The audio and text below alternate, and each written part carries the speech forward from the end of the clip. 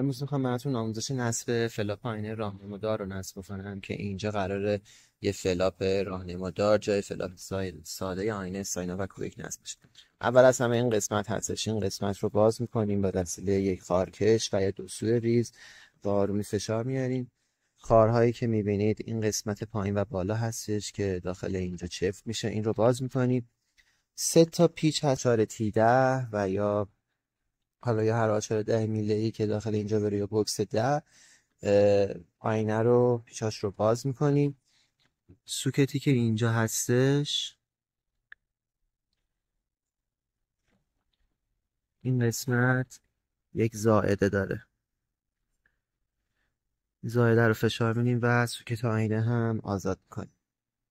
خب پیچای آینه رو باز کردیم. الان آینه همش که میبینین شل شده از جای خودش.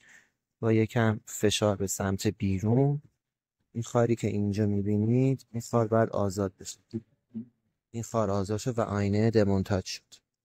حالا کاری که باید انجام بدیم، شیشه آینه رو از مجموع آینه باید جدا بکنیم. به وسیله دو سوی ریز و یک خارکش پلاستیکی آروم آروم این گوشه های آینه رو بهشون فشار وارد میکنیم و آینه رو دمونتاژ میکنیم. آینه خود شیشه آینه مجموع آینه رو در آوردیم. آینه خود رو میبینید. خارهایی که قفل کننده هستن رو ملاحظه میکنید.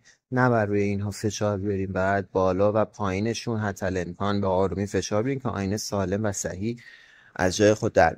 حالا کاری که باید انجام بدیم، این خارهایی که میبینید بلش روشن کنم، یک خار اینجا، یک خار اینجا و یک خار اینجا، بعد با یک دو سوی ریز و یا حالا هر ابزار ریز دیگه که دارین به سمت بیرون فشار بیارین تا این فلاپ آینه از جای خودش بیاد بیرون. خب فلاپ آینه راهنمادار پشتش رو بهتون نشون بدم. 3 تا خار پایین داره، 2 تا خار پایین داره و 3 تا هم بالا. اینا رو باید روی فلاپ آینه با آرومی مونتاژش می‌کنیم، نصبش می‌کنیم و سیم رو از اونجایی که قبلا گفتم از این قسمت بیاد به این قسمت و خروجیم رو بهش بدیم به قسمت تو دری. خب سیم راهنمای LED های فلاپ راهنمادار رو از این سوراخ اولی رد میکنیم و این سیم رو این قسمت زیر خاری که قرار هستش روش نصب بکنه قرار میدیم که سیم تحت فشار نباشه و به اصطلاح له نشه. خب فلاپ آینه رو نصب کردیم، سیمش رو رد کردیم، بریم برای مونتاژ آینه و نصب. خب آینه رو نصب کردیم، پیچ‌هاش رو بستیم، یه پیچ دیگه‌اش مونده. این سیم‌های فلاپ آینه راهنمادار.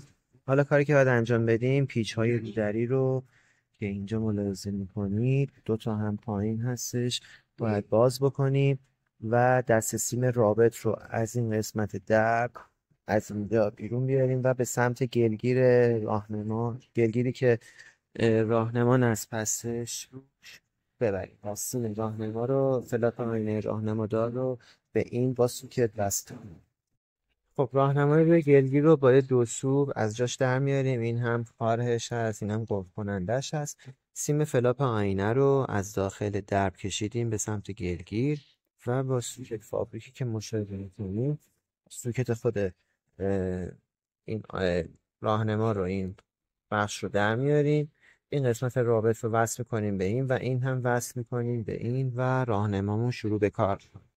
رابط رو وصل کردیم، همونجوری که میبینین کاملا فابریک، نه اصلا بریدگیشو میبینین یا قطع کردن یا لخ کردن سیم به سیم زدن، کامل سوکت به سوکت وصل شد. خب فلاپ آینه رو نصب کردیم. من دکمه قفل رو بزنم، حالا درب باد ولی با هم و هماهنگ داره کار میکنه. این از آموزش نصب فلاپ آینه راهنمادار برای خودروی ساینا و کویک اس، کویک GX و تمامی مدلش.